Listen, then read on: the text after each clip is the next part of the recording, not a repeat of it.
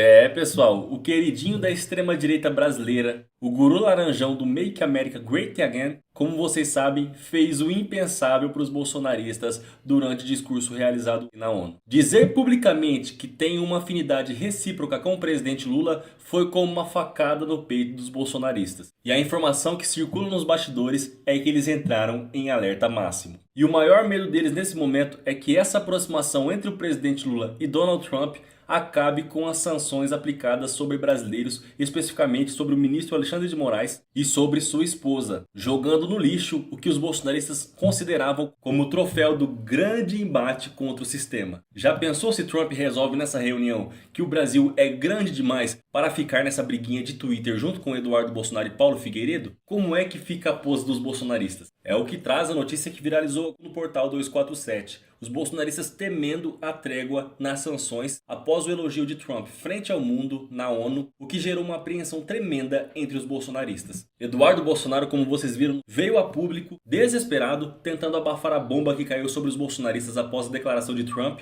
e disse que tudo não passava de uma estratégia de Donald Trump para ajudar os bolsonaristas e salvar Jair Bolsonaro da pena de 27 anos que ele foi condenado pela primeira turma do Supremo Tribunal Federal por golpe de Estado. O medo real de Eduardo Bolsonaro e dos outros bolsonaristas por trás dessa história é de que o bolsonarismo fique órfão do seu maior padrinho internacional. Já perderam Viktor Orbán para o FMI, Netanyahu para a própria crise interna e Javier Milei está mais preocupado com o que está acontecendo na Argentina, com a derrota histórica que eles sofreram na última eleição e com o alto desgaste que ele enfrenta dentro da Argentina, porque não conseguiu resolver os problemas da Argentina, não conseguiu resolver a inflação, piorou ainda mais a vida do povo e tudo indica que será derrotado na eleição presidencial, como foi derrotado agora nas casas legislativas, Câmara e Senado na Argentina. Então, pessoal, imagina se Trump agora resolve brincar de estadista responsável e fecha um acordo com o presidente Lula. O que vai sobrar para Eduardo Bolsonaro? O que vai ser de Eduardo Bolsonaro? Afinal, se Trump e Lula virarem parceiros de diálogo, quem é que vai sustentar a narrativa dos bolsonaristas de que o mundo todo está perplexo com a perseguição que os bolsonaristas vêm sofrendo aqui no Brasil, que no Brasil existe uma ditadura e o mais importante, quem é que vai bancar o próximo lobby de sanções? Eles não têm mais ninguém e é por isso o desespero dessa aproximação com o presidente Lula. E no vídeo a seguir eu vou deixar para vocês o real motivo de Trump ter cedido ao presidente.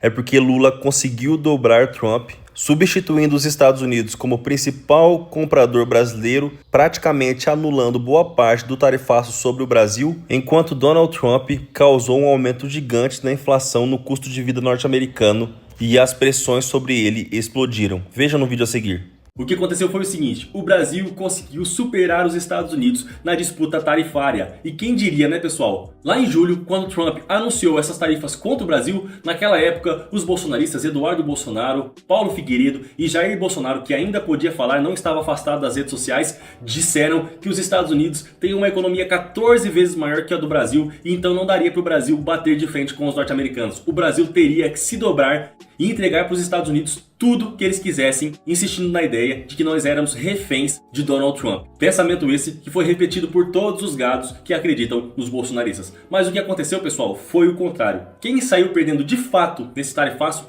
foi Donald Trump e a economia norte-americana, ao contrário do que aconteceu com o presidente Lula e com o Brasil, que saíram muito bem sobre tudo isso, sobre esse tarifaço e sobre a perseguição norte-americana. A imprensa não mostra isso direito porque não quer dar créditos ao presidente Lula, principalmente no momento em que a eleição presidencial de 2026 se aproxima. E se eles começarem a divulgar a verdade, o protagonismo mundial do presidente Lula a bater de frente com esse tarifaço, o risco é que Lula se reeleja com ampla vantagem. E a mídia não quer isso, né, pessoal? Já que o plano deles é o plano T, e esse plano T de Tarcísio iria por água abaixo. Por isso, a mídia tenta manter Lula fragilizado e o Tarcísio pressionado para limitar o poder dele. Às vezes, Tarcísio se desvia porque precisa agradar também os bolsonaristas para evitar ataques de Eduardo Bolsonaro, Paulo Figueiredo e outros que podem prejudicar sua popularidade e atrapalhar sua tentativa de presidência da República ou de reeleição, puxando votos da centro-direita, da direita e da extrema-direita. Lembro a vocês que parte do plano do presidente Lula, que veio à tona algumas semanas atrás e até agora está sem mudanças, é lançar Geraldo Alckmin para ser o governador de São Paulo contra Tarcísio, se Tarcísio tentar reeleição a governador. Por que Alckmin? Porque já governou várias vezes e tem força principalmente no interior paulista, onde o PT tem pouca base.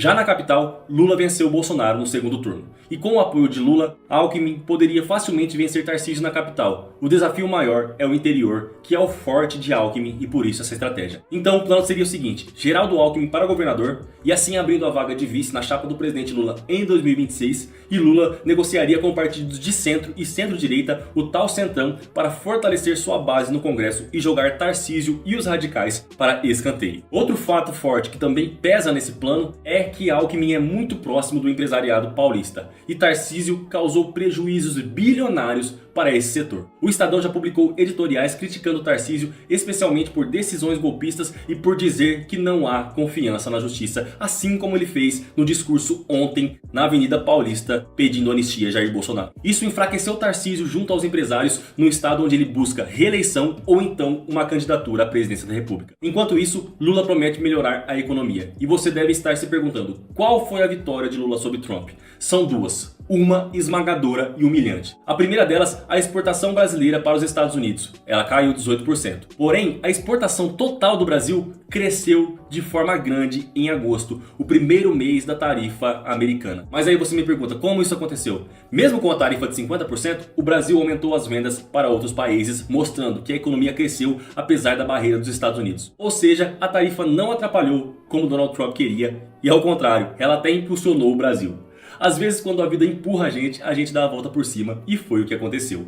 O governo Lula acelerou parcerias comerciais principalmente com a China e o México e ajudaram o Brasil a vender mais. Os acordos com o México mal começaram, pois Alckmin esteve lá só no fim de agosto. Imagine o resultado nos próximos meses e para 2026. Além disso, pessoal, tem o fato de aquele investimento dos chineses que chegou ao Brasil de mais de 100 bilhões de reais ainda não ter tido efeito total, pois os projetos só geraram emprego alguns meses à frente. Lula planeja colher esses frutos em 2026 com os investimentos que o Brasil recebeu em 2023, 2024 e principalmente agora em 2025. E a segunda grande vitória é o desemprego caindo, pessoal. Caiu em 18 estados no mês passado, alcançando o menor nível da história. O desemprego segue caindo, mesmo com o Banco Central mantendo juros altos para conter a economia.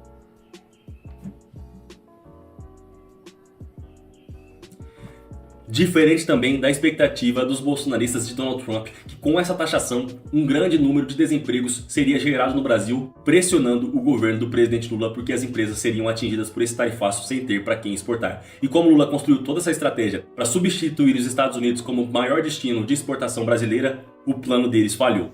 Falhou tanto que quem está se ferrando é Donald Trump. Olha, por exemplo, a situação complicada que ele está com os produtores agropecuários norte-americanos, graças à sua política de taxação e a reação do presidente Lula, que não se dobrou, e também de Xi Jinping. Olha só. E tá muito preocupado porque até agora tem zero contratos futuros de compra dos chineses. Aparentemente está rolando um boicote dos chineses contra os americanos.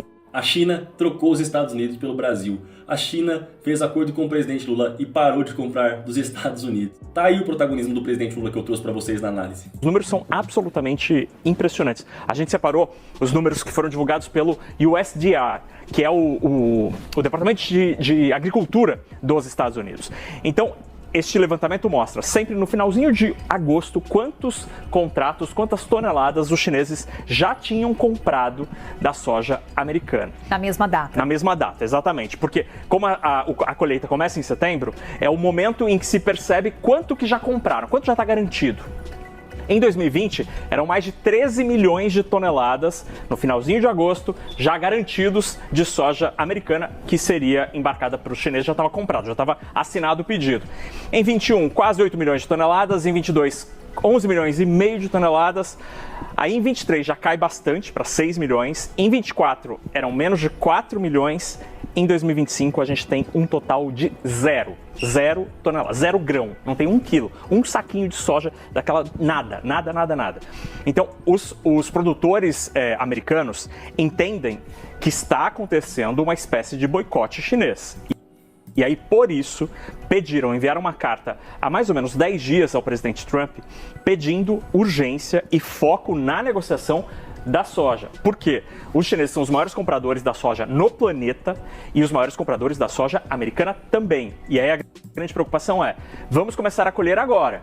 e para quem a gente vai vender se os chineses não comprarem. Isso aqui só reflete, pessoal, que Trump está pagando caro por sua guerra comercial em 2025. A China não comprou um grão de soja sequer dos Estados Unidos. Zero, como vocês viram aí. Já o Brasil, o presidente Lula conseguiu fechar um acordo e a China passou a comprar toda a soja do Brasil. Só o acordo que o presidente Lula conseguiu fechar, nesse acordo comprou mais de 12 milhões de toneladas só em setembro e outubro. Lula mostrando mais uma vez inteligência em sua política externa e abrindo as portas do Brasil para o mundo, transformando o nosso país em uma potência respeitada.